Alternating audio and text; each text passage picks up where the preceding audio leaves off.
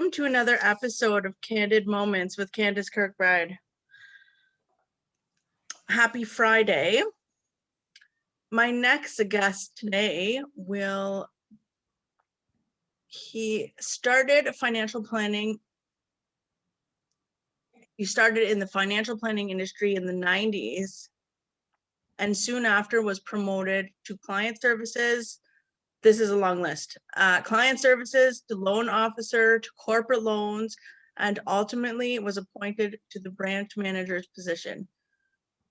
This was the foundation for what has become a highly rewarding career in financial planning. After completing his bachelor's degree of commerce, he went on to teach the portfolio management and investment management courses at Laurentian University from 2000 to 2007. In 2006, 2010, 11, 13, 14, and 16, he qualified for the prestigious President's Club Award based on Investors Group New Business. He has since won many other awards, which are a big long list. But besides his extensive resume, we are going to learn more about the man and the decision to invest. From Sudbury, please help me welcome Norm Piche to the microphone. Hi, Norm. Yes, hi, Candace. How are you today? Excellent, thank you. Thank you for being here and having a candid moment with me. My pleasure. So a little backstory. We know each other through family, which goes back many, many years. This is how I'd like to start. What are 3 things today that you are grateful for? Yeah, and then first, let me start off by congratulating you with your this venture that you're doing. So, thank you. And congratulations. Thanks. So things that I'm grateful for. Ironically, every single day when I get up before I put my feet on the ground, I actually bless the day that I'm actually going to embark on. So grateful for, I'll just say, being here, as cheesy or not that may sound. Grateful for health, grateful for family and friends, and just being. So those, I guess, are the 3. So the present, which we've heard before, the present literally is a present. I'll mention once again, health, and then my family and friends. That's so nice. I like that. I like the present moment. Sometimes I've been neglecting to see or be in the present moment. And I think that that's part of our journey, to see the present and be grateful for it, because I sprinkle gratitude on every day, on everything I do, but I live with chronic pain, so I'm not always in the moment, right? But as far as business and marketing, I just want to point out that I am grateful for my logo and this mug. Thank you, Vistaprint, if you want to be a sponsor. That's awesome. And I'm also grateful that more often than not, my nephew will call me Candace instead of Auntie, and I've let it go, because I used to correct him, but my mom said, just let him be. You guys are so close that you're more like siblings. So for me, that's really special, and I'm grateful that my nephew is like the little brother I always wanted, and I am, and it's not cheesy, I am grateful for this interview. And I'm grateful for the sun that peeked out behind the clouds today. And spring is just around the corner. I'm more grateful for spring coming than anything else in my life right now. Awesome. So, do you remember having a chat last year? I had interviewed you to possibly speak on the stage. Now things are different. I didn't want to let that opportunity or that story go. So we have the opportunity today to share the story behind your dream of investing. Do you remember which story that was from your childhood? Yes, I do.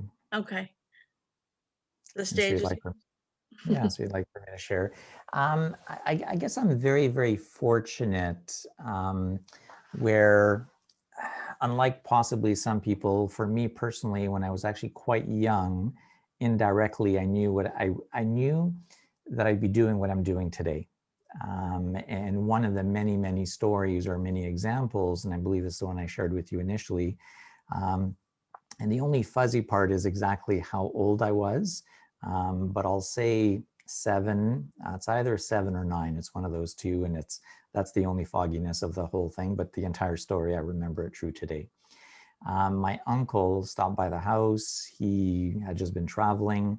He ended up giving myself and my 2 siblings, so I have an older and a younger sibling, all 3 brothers, and gave us each an American dollar bill. And so we're all excited. We're actually running towards the door. We're going to go to the corner store and spend it. And I remember my mom just like kind of pausing us and say, "Whoa," and she wanted to explain something just very briefly. She said, "You realize this $1 is actually, because it's from a different country, it's actually worth slightly different than our dollar at that time."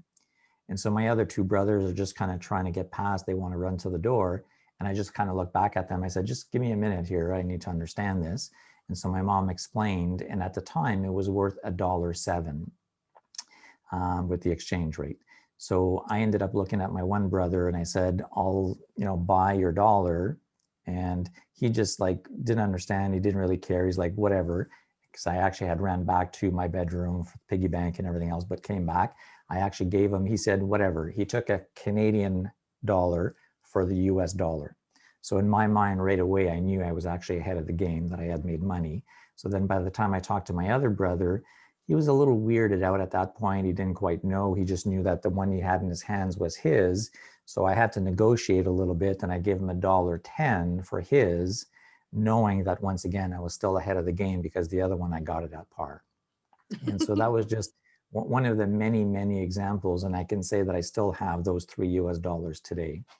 So many, many other examples throughout my childhood, but knowing that I've been fortunate in my profession, in my career today, doing what I'm doing.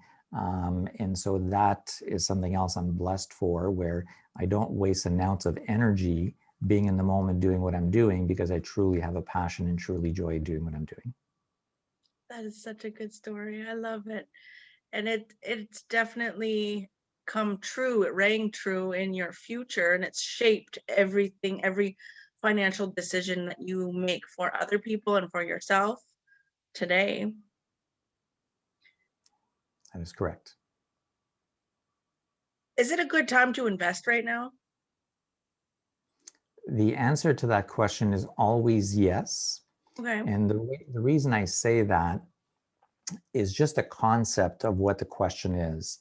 Is it a right time for me to spend some current dollars today to invest, meaning putting it for a future need? So that answer definitely is always a yes. Now, I think quite often people really on the reverse side of that, meaning, is it a good time to invest in the stock market? And once again, I will also say yes there as well. A very long-winded story, very, very short. At the end of the day, in the markets, there's both bonds and stocks. And if we go back the full, say, 50 years, almost every single day, if the stock market is actually going high, gaining value, bonds are actually doing the opposite. And the opposite is also true. So when you're looking at the ticker on the screen and you say, "Whoops, across the board, the stock market is down that day," on the flip side, the bonds are actually up. So it's really, where do you want to invest? And that's where maybe a story for another day that I can help guide and educate and inform. But yes, there's money to be made, I would say, every single day for the most part. It's just to know where. But as far as, once again, coming back to the initial question, is it a good thing for me to take current dollars, setting it aside for the future? I definitely always encourage that. Okay. As far as the pandemic, I know like we're so getting used to saying that word. Oh, but how has the pandemic changed the stock market, or even how you do business? I know that Yeah. that might be a loaded question. I'm not sure. No, for sure. That's a very good question. So let me get to the stock market secondarily. Initially, I would say that we truly pivoted very quickly to going virtual as opposed to the in-person. As we're talking here, I mean, we're pretty much almost to the day, but a year into the pandemic. And so we're doing a lot of our meetings as you and I are meeting actually from a distance, but doing it virtually. That's Right. how we're doing business nowadays. When it comes to signatures, we're actually doing virtual signing. So we've done a lot of that. I would say because the pandemic has actually lasted so long and we went through 4 seasons, literally, where people are comfortable not meeting in person for the most part, moving forward, once we go back to somewhat normalcy, I don't know that people are going to be, you know, anxious to get back in their vehicle, especially if it's in the winter months, shoveling the snow, tackling the traffic to go and have a meeting with someone for half an hour. So I think I would say 80–90% of my future meetings will most likely always be virtual. So if anything, I see that as a positive. That was a gift indirectly of this environment that we're in. The other question that you referenced, which was the stock market, ironically, last year, January 1st to December 31st, with everything that happened, I mean, many people losing their employments, and unfortunately, companies closing their doors, many negative financial impacts, portfolios are in a positive position for 2020. As far, you mean 2021? Actually 2020. So for last year, even Okay. though that was the first year of the pandemic, stock markets, the people's portfolio or clients' portfolios are actually up in a positive scenario, Oh, even that's with great. lockdowns and everything else. And in 2021, it's actually positive year to date as well. So our clients were never negatively affected on the portfolio side of things. So that's been positive. It's been more everyone having to, what I call, make peace with the new environment. Right. I know people crave more social gatherings than others. And so we all had to kind of make peace once again with this new environment. But no, I'm very pleased that on the portfolio side, the markets are actually doing quite well. That is excellent news. Good. Aside from you doing so well and winning the 40 under 40 award, and what was the most recent award? Congratulations, by the way. It was Yeah. posted recently. Yes, I'll show you a very quick Oh, visual here, but the President's Council, so with our organization, and so what that does is our organization has set up a lot of different parameters, a lot of criteria to see who are the top performing advisors within the organization across the country. And very pleased and fortunate that myself and my team were recognized as one of the top performing practices from across the country. And just on a side note to that, if I may share, even when it comes to tax savings, but investments, but even say life insurance, within the thousands and thousands of advisors across the country, very pleased that we were within the top 10, not percentages, but top 10 positions within the country as far as productivity of how much added value that we've brought forward to individuals, specifically on the insurance side of things. oh, good for you. So how does one do that? If you take 1 out of the 10 people in our country, millions of people, do you think that since you're being more productive than other people, are you specifically using a little bit more of a percentage of your brain to be more productive? Um, I'd like to believe so, but no, let me go. Let me go a little bit more in detail of why I feel that is.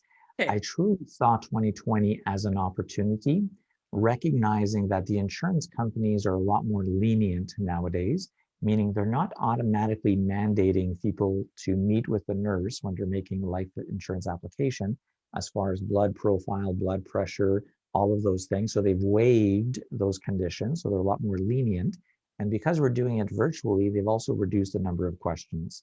So I personally went to the entire client base, the entire practice, and brought this information to them to say, if we want to revisit the topic of life insurance, there's truly an opportunity of the leniency.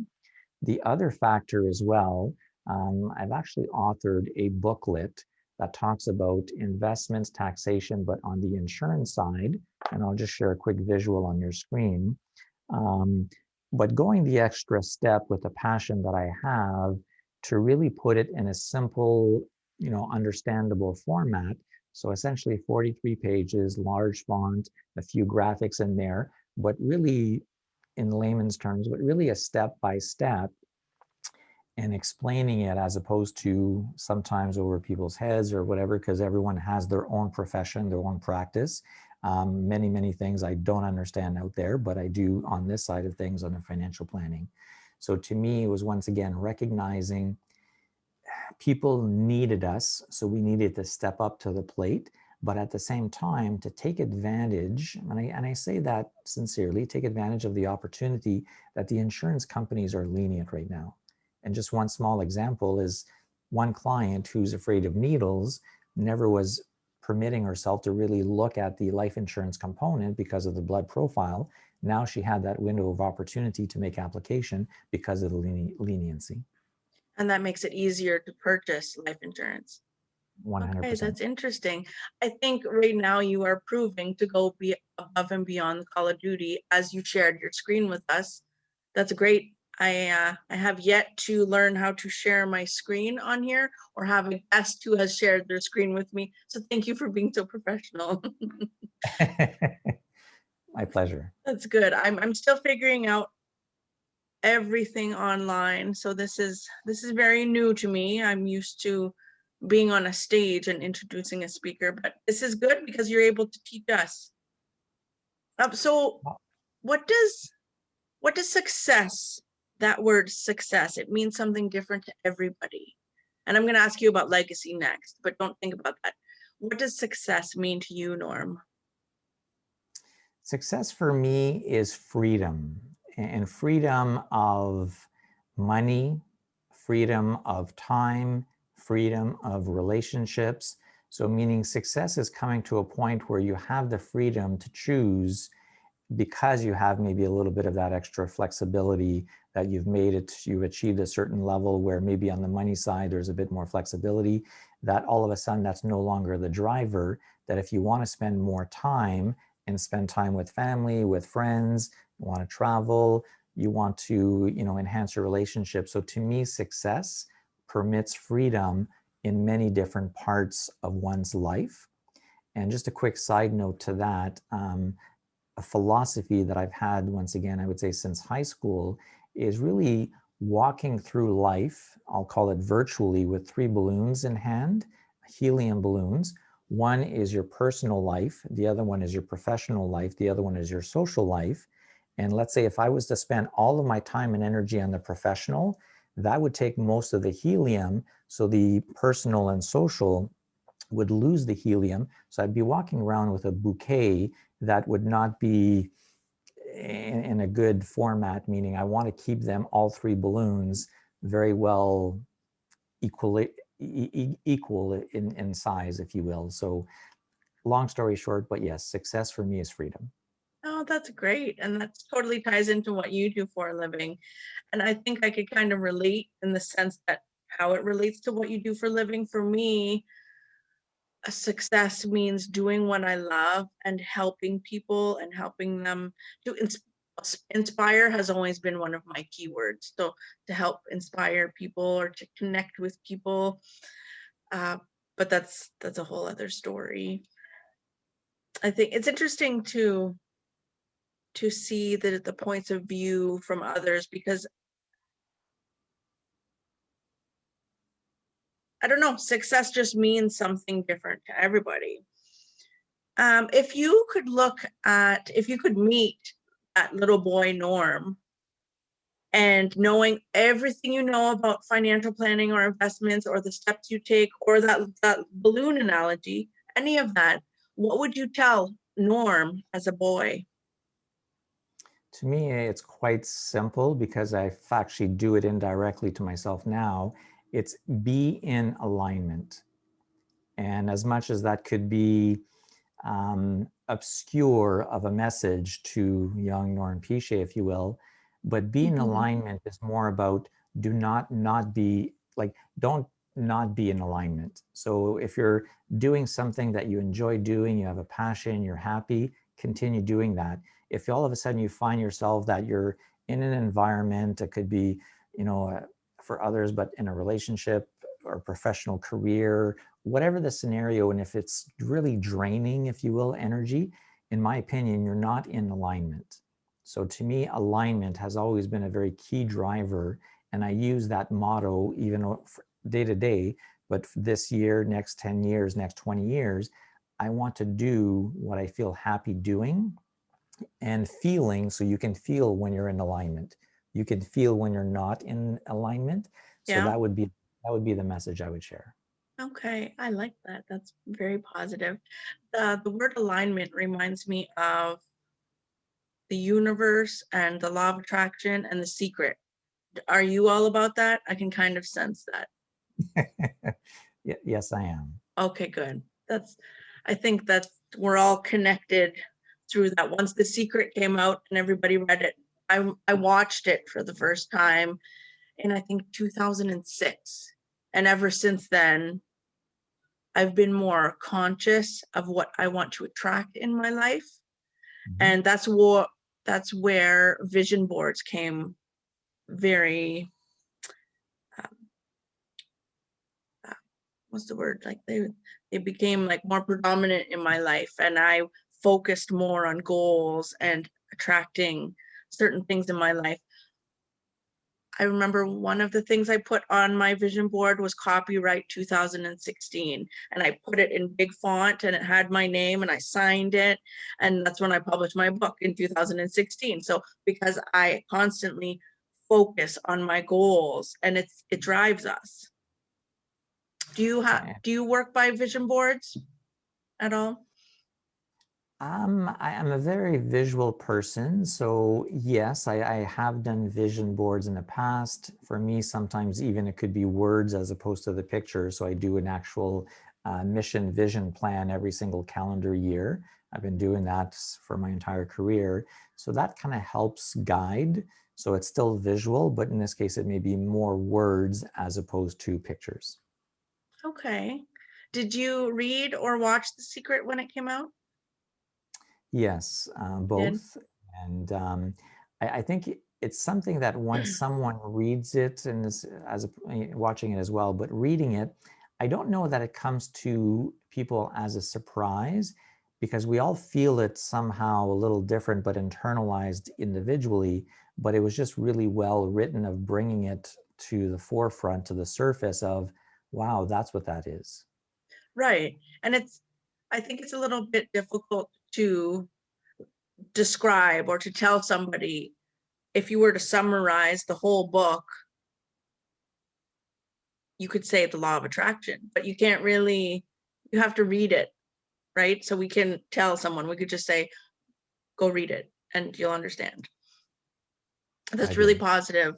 And do you feel that that positivity that you bring, you sprinkle that all over your business and it comes back to you?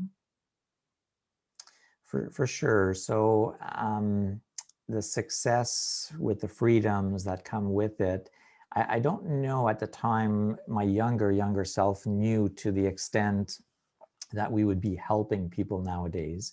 And so to be recognized nationally and quite for many years. And one could almost get to a point of considering coasting or being comfortable. For me, it's slightly the opposite. I'll bring in something else in this mix, in this conversation, is the hierarchy of Maslow. When we're at the bottom levels, the higher we get up, we kind of lose a bit of motivation because we've attained it. But once you get to the top of, I'll call it self-actualization, which is my mission vision for this calendar year, the more you're in that moment doing what you want to be doing, adding value, the more energy you're actually gaining.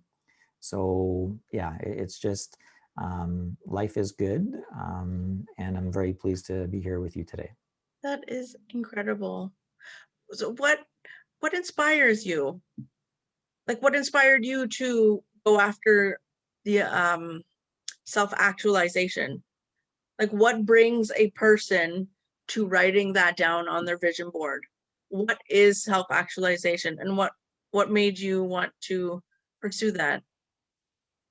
Not Yeah, everybody has that.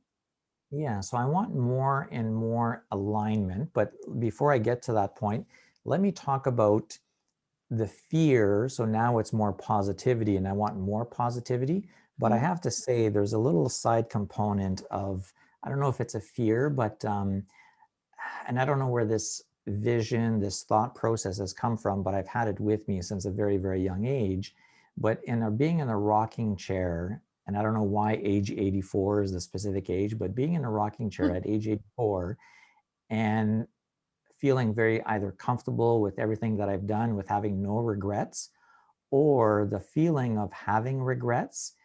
And I want to do as much as I can to not have any regrets eliminated completely. So put it all out there, do the best that you can to eliminate, once again, that position of age 84 in a rocking chair and having regrets.